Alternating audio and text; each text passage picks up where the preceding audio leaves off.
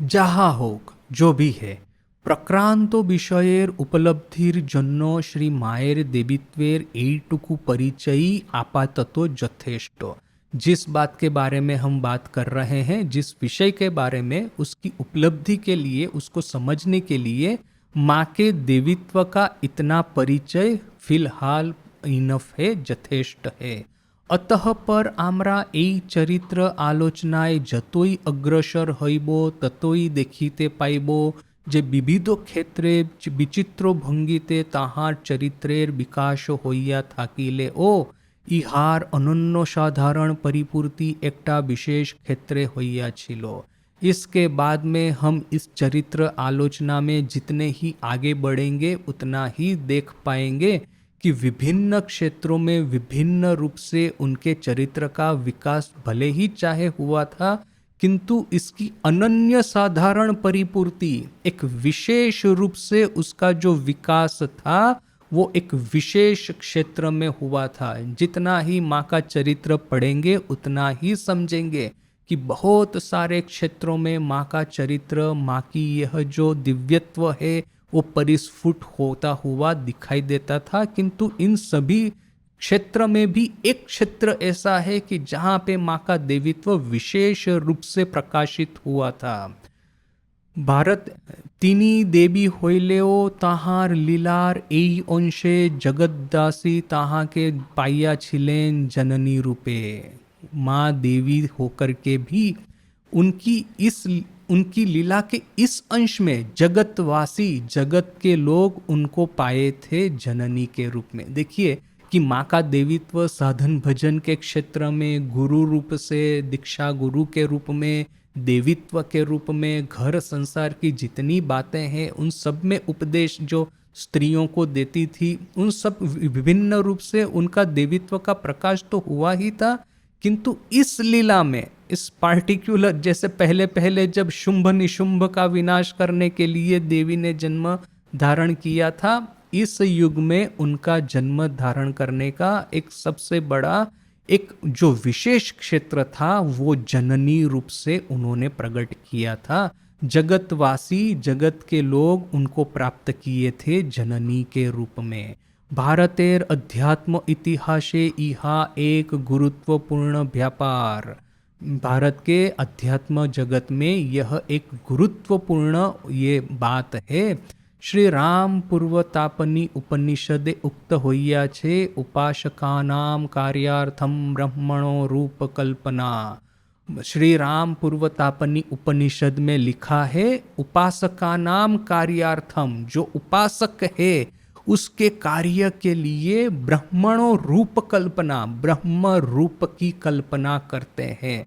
जो उपासक है ब्रह्म के, वो जब निर्विकल्प, जो ये निराकार, निर्गुण, जो समय और अवकाश के परे हैं, इस तरह के ब्रह्म की कल्पना कैसे कर पाएंगे? क्योंकि जैसे ठाकुर ने कहा कि इस जगत में सब कुछ एटा हो गया है, एठो होए गए छे, शुद्ध ब्रह्म एठो होए नहीं। अर्थात कि जगत में सब कुछ झूठा हो गया है, मुंह के द्वारा उसको बोला गया है, मन के द्वारा उसके बारे में चिंतन किया गया है, किंतु ब्रह्म के बारे में ना ही मुंह से आप बोल सकते हैं, ना ही मन के द्वारा उनको चिंतन कर सकते हैं। तो जब साधन की प्रारंभिक अवस्था होती है तो हमको यही वाणी, यही कर्ण, यही चक्षु और यही मन, इसी के ऊपर में तो भरोसा करके साधना करनी है। तो क्या हम सुनेंगे ब्रह्मन के बारे में? ब्रह्मन के बारे में हम क्या बोलेंगे?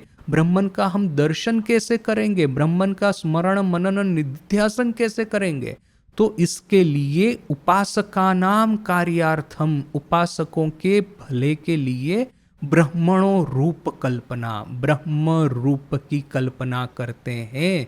उपासक दिकेर प्रयोजन निर्बाहिर जन्न निर्गुण निराकार ब्रह्म रूप परिग्रह करिया थाकेन। उपासकों के प्रयोजन के लिए निर्गुण निराकार ब्रह्म रूप परिग्रह करते हैं। श्रीमद् भगवद गीता ते आछे, ये यथा माम प्रपद्यन्ते तांस तथैव भजाम्यहम। जो श्रीमद् भगवद गीता में भी है कि ये जो जिस तरह से मेरी भजना करता है, मैं उन्हीं के भाव का आश्रय करके उनके सामने में अपने को प्रकट करता हूँ। जो भक्त जे रूपे आमार स्मरण लैया थाके आमी शे रूप भाव अवलंबने ताहार अभिष्टो पूर्ण करी। जो भक्त जिस तरह से मेरा स्मरण करता है मैं उसी भाव का अवलंबन करके उनकी अभिष्ट उनकी इच्छा पूर्ण करता हूँ। श्री चंडी तेओ ऋषि बोलीते छेन। चंडी में भी ऋषि ने कहा है, एवं भगवती देवी सा नित्यापि पुनः पुनः संभय कुरुते भूप जगतः परिपालनम। हे राजन, शेई भगवती जन्मादि शून्य होइले ओ पुनः पुनः एई रूपे आविर्भूत होइया जगतेर परिपालन करें। हे राजन, वही भगवती जन्म आदि शून्य, जिनका ना ही जन्म है, ना ही मृत्यु है, ना ही जरा है, ना ही व्याधि है, जरा मृत्यु जन्म व्याधि इनके परे होकर के भी पुनः पुनः इस तरह से आविर्भूत होकर के जगत का परिपालन करती है। ताई अति प्राचीन काल होते एई देशे देवीर विविधो विग्रहो बा प्रतीको प्रचलित आछे ओ पूजित होते छे। इसीलिए अति प्राचीन काल से ही भारत देश में देवी के विभिन्न विग्रह या प्रतीक प्रचलित है और इनकी पूजा होती है। देवीर स्तवस्तुति ओ असंख्यो, देवी की स्तवस्तुति भी असंख्य है। देवी के आमरा पाइया छी विविध रूपे विविध भावे, देवी को हमने पाया है विविध रूप से विविध भावों में। तीनी लक्ष्मी, सरस्वती, शीतला, मनसा, चंडी, दुर्गा इत्यादि देवी है। लक्ष्मी, सरस्वती, शीतला, मनसा, चंडी, दुर्गा वगैरह। तीनी धनदात्री, विद्यादात्री, निरामयकर्त्री, त्राणकारिणी, असुर संहारिणी। वो है धनदात्री, विद्यादात्री, निरामयकर्त्री, त्राणकारिणी और असुर संहारिणी। ये धनदात्री और विद्यादात्री तो समझ में आता है।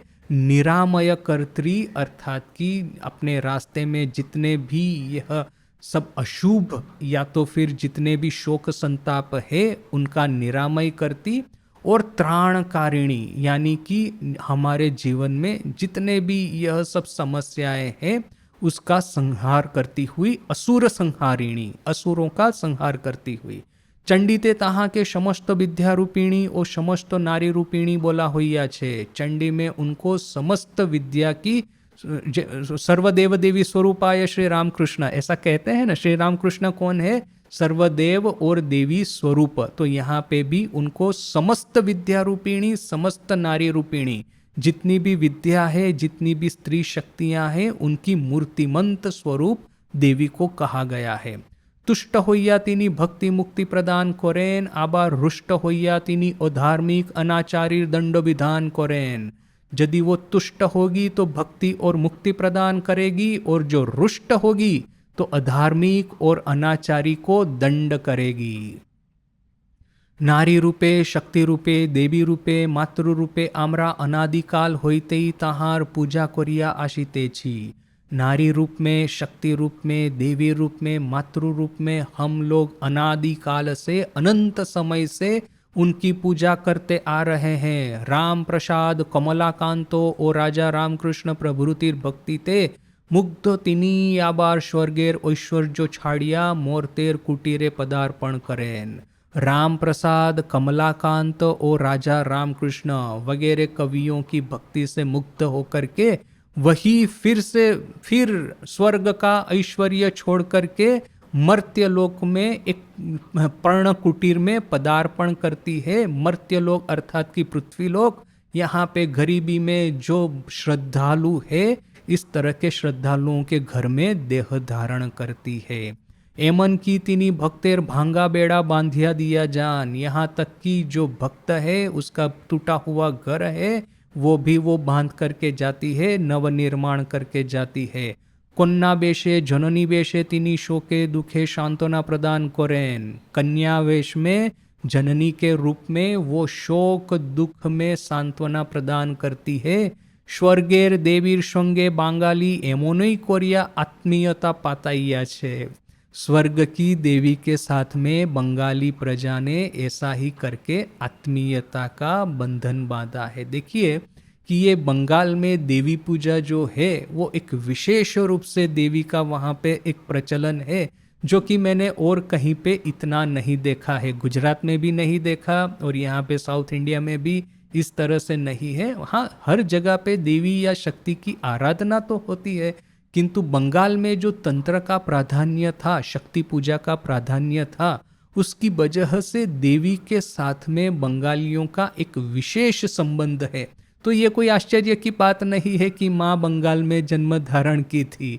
तो इसीलिए स्वर्ग की देवी के साथ में बंगालियों ने इसी तरह से आत्मीयता प्रस्तुत की है। किंतु देवी तबु देवी था क्या गेलेन, किंतु आप देवी के साथ में कितनी ही आत्मीयता बनाइए ना क्यों, किंतु देवी देवी ही रह गई। क्योंकि जितनी भी देवियों का वर्णन है, वो चाहे लक्ष्मी हो, सरस्वती हो, शीतला हो, मनसा हो, चंडी हो, दुर्गा हो, धनदात्री हो, विद्यादात्री हो, निरामय कर्त्री हो, त्राणकारिणी हो, असुर संहारिणी हो, वह सब देवी के रूप में ही प्रकट होकर के इन्होंने यह सब किया है। किंतु जो विशेष रूप से मनुष्य देह धारण करके जननी और संतान का संबंध है, वो इसके पहले शक्ति साधना के ग्रंथों में नहीं देखा गया था। राधा रूपिणी जब वो पृथ्वी पे अवतरित हुई थी, तो मधुर भाव या महाभाव उन्होंने प्रदर्शित किया था, किंतु जो जननी भाव है, भले ही चाहे यशोदा में हो, किंतु उसका एक विशेष रूप से प्रकाश होना था, वो अभी तक नहीं हुआ था। इसलिए महाराज कहते हैं, किंतु देवी तबु देवी था क्या गेलेन, देवी किंतु देवी ही होकर के रह गई। मानुषेर मतो मानुषेर शरीरे तखनो विग्रह परिग्रह करिरेल ना, मनुष्य की तरह मनुष्य के शरीर में तभी तक उन्होंने विग्रह धारण नहीं किया था। श्री मायर जीवने आम्रा देवीर ए अवतरण धारा रही चरम परिणति देखीते पाई। श्री माँ के जीवन में हम देवी की यह अवतरण धारा है, उसकी चरम परिणति यानी कि उसका सर्वोच्च एक्सप्रेशन, सर्वोच्च उसका जो मैनिफेस्टेशन है, वो हम देख सकते हैं। देवी एखाने साक्षात शचला रक्तमांशेर देहो विशिष्टा, देवी यहाँ पे साक्षात रूप से अवतरित हुई है, सचल है, अचल नहीं है, रक्त मांस देह विशिष्टा, पंच महाभूत का देह धारण करके अवतरित हुई है। श्री रामकृष्णेर पूजिता भवतारिणी ओ स्वीय गर्भधारिणी सहित अभिन्ना श्री मां। श्री रामकृष्ण के द्वारा पूजित भवतारिणी यानी कि भवतारिणी काली, जिनके नाम से ये काली मंदिर दक्षिणेश्वर का बना था, तो ये श्री रामकृष्ण की पूजिता भवतारिणी ओ स्वीय गर्भधारिणी सहित अभिन्ना, और जिन्होंने माँ को जन्म दिया था उनके साथ में अभिन्ना है ये श्री माँ शारदा देवी। देखिए, ये बड़ा ही एक इम्पोर्टेंट फिलोसॉफिकल पॉइंट यहाँ पे गंभीरानंद जी महाराज हमारे सामने रखते हैं। ये इस तरह का एक और डिस्कशन उन्होंने पहले भी किया है अवतरणिका में। इंट्रोडक्टरी चैप्टर जो है इस पुस्तक का, इसमें गंभीरानंद जी महाराज ने बड़े ही विस्तृत रूप से हमको समझाया कि देवी के देह धारण करने का प्रयोजन क्या है। पहले तो वो दुर्गा रूप से, चंडी रूप से असुरों का संहार करने के लिए पृथ्वी पे आती थी, किंतु अभी इस युग में उन्होंने असुरों का संहार तो किया नहीं है। और ऐसा नहीं है कि इस युग में असुर नहीं है, ये ईस्ट इंडिया कंपनी और उसके बाद में ब्रिटिश राज, इन्होंने भारत का जिस तरह से शोषण किया है, भारत देश जैसे कि 1000 साल भूतकाल में चला गया है, तो इन असुरों का संहार तो उन्होंने किया नहीं है। झांसी की रानी की तरह माँ भी तो अवतरित हो सकती थी, झांसी की रानी की तरह वो पूरा सैन्य लेकर के वो ब्रिटिश साम्राज्य को भारत में से भगा दे सकती थी, वो भी तो सामर्थ्य माँ का था। किंतु उस तरह से जन्म नहीं लेकर के एक छोटे से गांव में, एक छोटी सी कुटीर में, एक भक्त परिवार के वहाँ पे जन्म लिया है। उनके खुद के जीवन काल के दरमियान बहुत ही अल्प लोग उनकी महत्ता को समझ पाए थे। श्री रामकृष्ण स्वयं जिनकी महत्ता का गुणगान गाते थे। तो इस तरह से लज्जा पटावृता जननी के रूप में माँ ने देह क्यों धारण किया?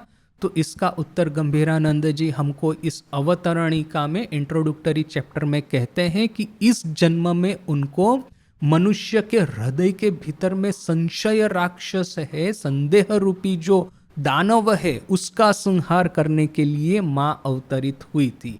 तो वो एक बड़ा ही इम्पोर्टेंट पॉइंट उन्होंने बड़े ही विस्तृत रूप से उसमें डिस्कस किया है और हम लोग भी उसको काफ़ी विस्तृत रूप से देखे हैं। यहाँ पे इसी तरह का फिलोसॉफी फिर से महाराज जी बताते हैं और इसमें और एक नया पॉइंट ऐड करते हैं कि इस बार जैसे कि हृदय के भीतर के शत्रुओं का संहार करने के लिए जब माँ आई है, तो साथ साथ में ही इस बार की उनकी ये जो दिव्यता की जो आभा है, सबसे ज्यादा कहाँ पे प्रकाशित हुई है, किस क्षेत्र में? तो वो क्षेत्र है जननी का। मातृ रूप में माँ ने अपना जो भाव प्रकाशित किया है वो यूनिक है। ये पूरे बंगाल की शक्ति साधना का इतिहास पे एक नजर डाल करके, विहंगावलोकन करके गंभीरानंद जी महाराज हमको ये बात बताते हैं। और ये महाराज जी का जो शास्त्र के ऊपर में उनका जो ज्ञान था वो अगाध था। हम सबको पता है कि उन्होंने ये जो उपनिषद है उनका अंग्रेजी में अनुवाद किया है, शंकर भाष्य का। और वो जो गंभीरानंद जी महाराज का अंग्रेजी अनुवाद शंकर भाष्य का, वो बनारस हिंदू यूनिवर्सिटी में एज ए सिलेबस उनकी पुस्तक को पढ़ाया जाता है, पाठ्य पुस्तक के रूप में उनको पढ़ाया जाता है। तो महाराज का जो शास्त्र के बारे में उनकी जो पकड़ थी, शास्त्र की जो जानकारी थी, नॉलेज था, वो तो अद्भुत था। तो शक्ति साधना के जो पूरे इतिहास पे उन्होंने नजर डाल करके आखिर में ये बड़ा ही इम्पोर्टेंट पॉइंट हमारे सामने रखा है कि अभी तक तो देवी के रूप में, चंडी के रूप में, दुर्गा के रूप में, असुर संहारिणी के रूप में, मनुष्य के पाप ताप संहार करने वाली के रूप में हम देवी के रूप में उनकी आराधना तो की, राधा भाव से हमने उनके भीतर में महाभाव मधुर भाव तो देखा, किंतु आखिर में जो एक भाव जिसका कि सर्वोच्च अभिव्यक्ति अभी तक देवी के जीवन में नहीं हुआ था, माँ यशोदा के रूप में हमको एक आभास जिसका मिला था, जो कि अभी सर्वांग संपूर्ण रूप से खिला हुआ है, वो है जननी का भाव। जननी रूपी माँ शारदा देवी हम संतानों पे किस तरह से दया करती है, किस तरह से हमको स्नेह प्रेम करती है, वो भाव अभी तक ये पूरे शक्ति साधना के इतिहास में देवी के अवतरण में प्रकटित नहीं हुआ था 100% रूप से। वो अभी इस जन्म में उसकी परिसमाप्ति हुई है। भवतारिणी और स्वीय गर्भधारिणी सहित अभिन्ना श्री माँ देवी यहाँ पे साक्षात है, सचल है, पंच महाभूत के देह से गठित है, श्री रामकृष्ण की पूजिता है और भवधारिणी के साथ में वो अभिन्न है। इस तरह की श्री माँ शारदा देवी उनके जीवन के, अभी गंभीरानंद जी की जीवन को अभी तक का जो एनालिसिस किया जाए तो दो मुख्य पॉइंट हमको मिलते हैं। एक तो है माँ के जीवन का तात्पर्य कि हृदय के भीतर में संदेह राक्षस है उसका संहार करना, और दूसरा कि जननी भाव क्या है, मातृभाव क्या है, वो हमको बताना। तो यहाँ पे ये पूरा महाराज जी का एनालिसिस। अभी और भी कुछ है जिसको कि अभी हम माँ के नेक्स्ट क्लास में देखेंगे। आज यहीं तक। ओम शांति शांति शांति। हरि ओम तत्सत। श्री राम कृष्णार्पणमस्तु।